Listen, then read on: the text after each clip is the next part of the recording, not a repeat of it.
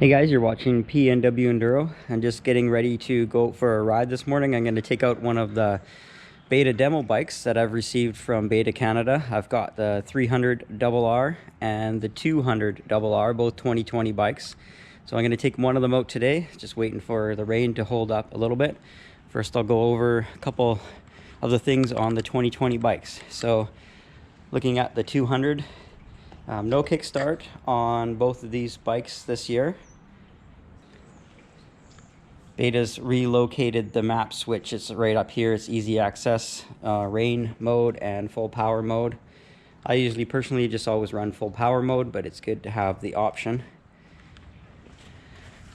Standard tires are the Michelin Enduros. Not really the best reviews on those tires. Kind of similar to Starcross 5 tire, which I've got a brand new one here. But I don't think they're as good, but we'll see how it goes. Luckily, got a brand new Shinko 525 cheater on the back of the 300, so that's going to be nice to have a brand new tire. Air filters have changed again this year. It's very similar to a KTM design, except for it's kind of rotated 90 degrees, I guess, where the pins plug in, and it's directional. It can't go either way like the KTM one, but basically the same design. Key and carb. Everyone likes the key and carbs. They're pretty reliable. V-Force reeds are stock on this bike. These bikes are both pretty much stock. Enduro Engineering handguards are added on, which Beta generally does on all their bikes. It's also got the carbon pipe guard. Some people like them, some people don't. I don't run them personally anymore, but they're okay.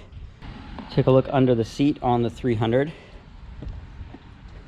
So both the 200 and the 300, as well as the 250, I guess this year, they are oil injected. On the RR models anyways. If you get a race model, it is not oil injected. There is a delete kit if it's not something you want to have, but I have no issue with it. I think it works fine. So you just straight gas in the gas tank, just like you would a fuel injected TPI bike like I have over here. So one of the big things with the 250 and 300 Beta this year is the counterbalance, and a lot has been made about the counterbalance. Is it as smooth as a KTM? Does it feel like counterbalance? Is it smoother than the previous years? Well, I've come up with a highly scientific test, and I'm going to test that right now to see how much smoother the counterbalance is on the Betas. So first we're going to test the vibrations on the 200, which is not a counterbalance motor.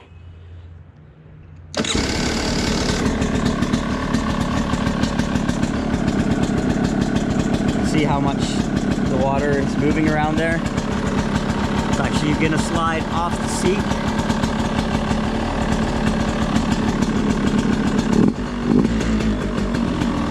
So it gives you a little bit of an idea of the vibrations. Now we'll compare it to my KTM.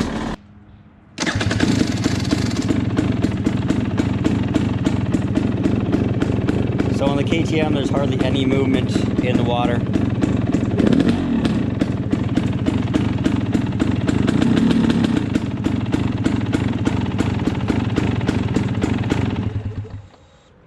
So definitely a lot smoother. So let's check out the Counterbalance 300 now, see how it compares.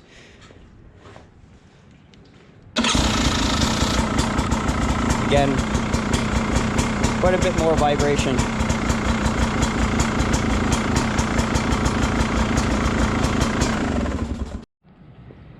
So obviously this little test with the water showed that the KTM Counterbalance is a lot smoother than the Beta Counterbalance. But I'm going to go test the 300 today on the trails and see how it feels. If it's really a big deal that it vibrates more, if maybe I don't notice it after I'm riding for a little bit. I'm going to go find out. Rain is starting to hold up, so it's time to hit the trails. Check this bike out.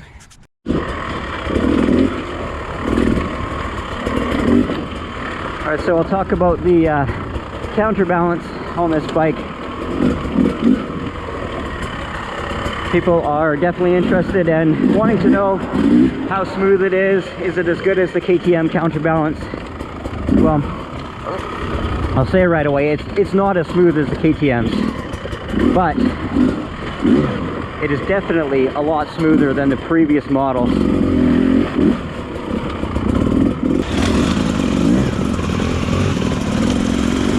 So here's my thoughts on the counterbalancing on the new betas. If you're expecting it to be as smooth as the new KTM and Huskies, you're going to be disappointed.